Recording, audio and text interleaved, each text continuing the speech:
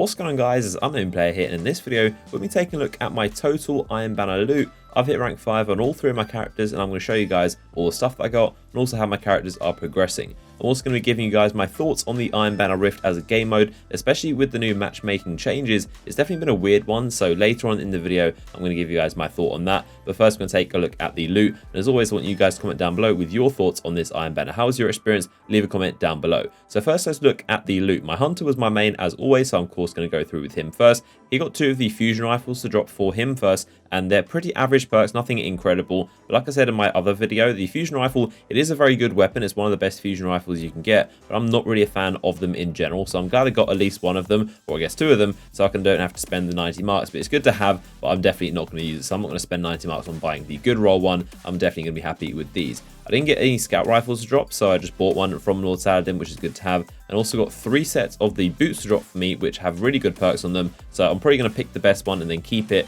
and make it my permanent gear, maybe infuse it to my highest, because my Hunter actually has 3 Iron Banner armor sets, all 320, which is pretty fun. I didn't actually mean for that to happen. I just picked what had the best perks, and it actually has 3 Iron Banner pieces, which are all 320. And because 90% of the people you see all use raid gear, which looks pretty boring, so I like to switch up after a while, and I've gone for Iron Banner gear, which I like the look of more. I also picked up this cloak, which I love, and this thing looks amazing. And the main thing I got from my rank 5 package was these 316 gauntlets. At first I thought they kind of suck, and I wasn't really too happy about them. They actually have really good perks. They've got sniper reload, which is a lot more useful than my current ones, which are 320, and they have pulse rifle reload, which I thought at the time was good, but the meta of the game changes so often, and primary weapon perks aren't as useful because what's good always changes all the time. Like hand cannons used to be good in year 1, and then it was pulse rifles at the start of year 2, and now it's scout rifles, which are currently good, and then probably later on it'll be auto rifles, which are good. So I'd rather have something which, like sniper ammo, which is more consistently going to be useful to me, and I'm probably going to make these gauntlets 320. I actually played with my Hunter 100% of the time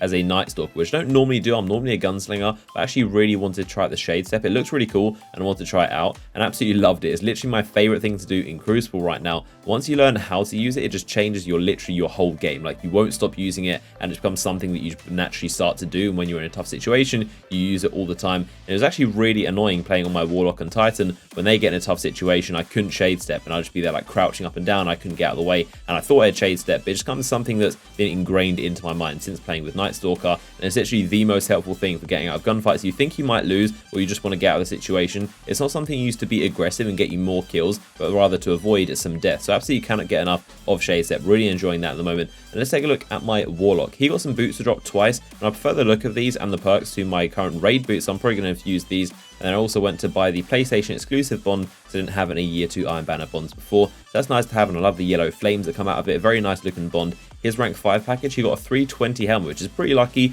I don't actually need any 320 helmets on either of my characters. They've literally all got 320 helmets right now because I've got loads from Sparrow Racing. It's always helpful to have, and I'll probably make an exotic item in 320. Now into my Titan, he didn't actually get any drops because it only took like 6 or 7 games to hit rank 5. And so I bought the class item as I didn't have one before. And then the rank 5 package, I got these 315 gauntlets, which I'm probably going to infuse into my Warlock, which will boost him. And that's about all the loot that I got from my Iron Banner. Now I'm going to talk about my Iron Banner experience in general, and of course want you guys to comment down below with your thoughts and how you got on. I personally think it was my least favorite Iron Banner yet, and like I said in my previous videos, I absolutely loved Clash. That was literally my favorite Iron Banner so far, and I had so much fun playing that. I played a lot of it solo and with teams, and I really enjoyed playing Control too. I just love Control. It's very classic mode, but Control and Clash I absolutely love. Rift I did not enjoy, mainly because if you don't have a team, you just get completely obliterated. I don't know whether it's matchmaking has something against me, because every time without fail it would always put me with teammates that were completely awful, and my enemies were like 5 or 6 man fire teams that were all like strategies, and they were really skilled using the best loadouts, and they worked together as a really good team and just destroyed us. So I feel like every solo player you have on your team drastically reduces your chances of winning, because communication and teamwork are pretty essential to winning Rift, especially because you need to coordinate who goes where, you need to call out where their Rift is, whether you'll be able to kill them or not. And if you're running the Spark, you can get your teammates to check a corner